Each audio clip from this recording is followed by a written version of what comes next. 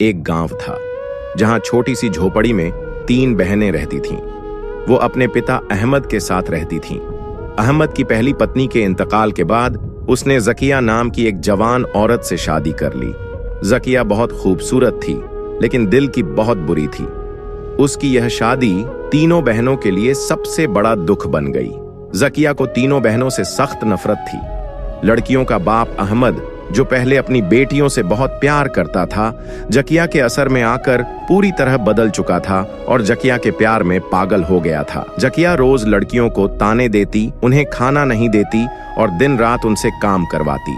अहमद, जो कभी प्यार करने वाला पिता था, अब हर वक्त जकिया की बातों में आकर अपनी ही बेटियों पर गुस्सा करता और उन्हें गालियां देता। एक दिन जकिया ने अहमद को बहकाकर कह दिया कि इन लड़कियों का घर में कोई काम नहीं, ये सिर्फ बोझ हैं। अहमद, जो जकिया की हर बात मान लेता था, उसने अपनी ही बेटियों को घर से निकाल दिया। रात के अंधेरे में बिना किसी सहारे के सड़क पर भटकने लगी। भूख और ठंड से उनकी हालत खराब हो गई थी, लेकिन उनके पास कोई और चारा नहीं था। तीनों बहनें शहर की तरफ चल पड़ी, जहां उन्होंने सोचा कि शायद कोई मदद करेगा, लेकिन दुनिया सिर्फ मजबूरी का फायदा उठाती है। एक आदमी ने उन्हें काम देने का वादा किया, लेकिन जब वो वहां पहुंची तो पता चला कि वो एक दलदल था। वो तीनों रोने लगीं। उस रात मरियम, जो सिर्फ 15 साल की थी, सबसे ज्यादा टूट चुकी थी। उसकी मासूमियत छीन ली गई। निम्रा और इकरा चीख भी नहीं सकती थीं। उनका जीवन अब एक अजीब नर्क बन चुका था। कई महीने गुजर गए।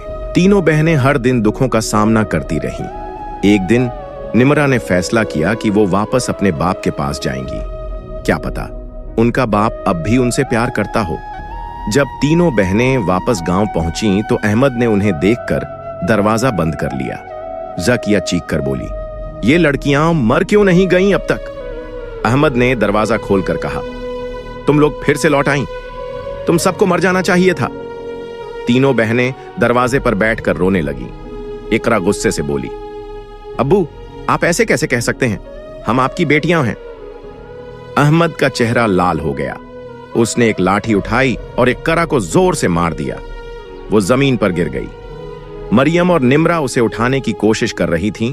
तभी जकिया अपने शौहर पर चिल्लाई, इन तीनों को मारकर इनका खून मेरे पैरों पर लगा दो। जब तक ऐसा नहीं होगा मुझे सुकून नहीं मिलेगा। फिर अहमद बोला, तुम सब मर जाओ।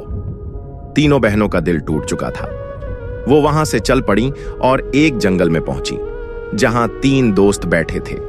इकरा ने उन दोस्तों को अपनी पूरी कहानी सुना दी। उन तीनों में से एक लड़का इमरान इकरा को पसंद करने लगा। फिर तीनों बहनों की शादी हो गई और वे खुशी खुशी अपनी जिंदगी बिताने लगीं। लेकिन एक दिन दरवाजे पर एक बूढ़ा फकीर भीख मांगने आया। जब उन्होंने देखा तो वो बहुत कमजोर और बदहाल हालत में था। बूढ़ा फकीर बोला, बेटी, कुछ खाने को दे दो, मैं बहुत भूखा हूं। मरियम जल्दी से उसके लिए रोटी ले आई। फिर उसने पूछा, बाबा, आप कहां से आए हैं? बूढ़े फकीर ने जवाब दिया, पास के गांव से आया हूं। सालों पहले मेरी बीवी ने मुझे घर से निकाल दिया था और मेरी 3 बेटियां भी मुझसे बिछड़ गई थीं। अब मैं दर दर की ठोकरें खा रहा हूं। यह सुनते ही मरियम की आंखों से आंसू छलक पड़े। उसके मुंह से निकला, बाबा जान, मैं आपकी छोटी बेटी मरियम हूं। अहमद, बूढ़ा फकीर, यह सुनते ही चीख पड़ा, मुझे माफ कर दो। मरियम की आंखों से आंसू बह रहे थे, लेकिन उसने अपने दिल की सारी नफरत मिटा दी। तीनों बहनें अपने पिता से लिपट गईं। सालों का दर्द और तकलीफ एक पल में बह गया और सबने एक नई जिंदगी जीनी शुरू की।